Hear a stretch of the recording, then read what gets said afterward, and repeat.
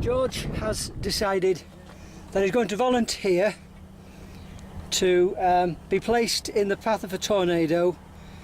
He's very brave because he's from Missouri, and so we don't want to waste any time. We want to make sure that we can do it, and so we're going to time our first run.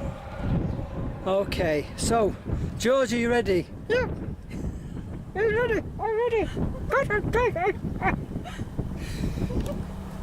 Oh my God! 1, 2, 3, go!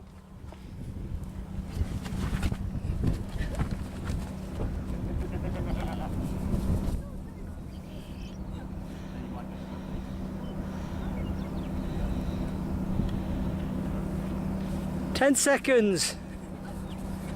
That'll do. Are you right, George? Yes, I'm right. Okay, I'm ready for it. Go!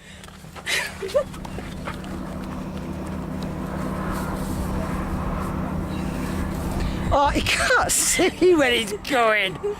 Look at him. He's waiting for it. He's waiting for, he's going to get a rooster or something. Don't come in. Look at it. Fifth Amendment.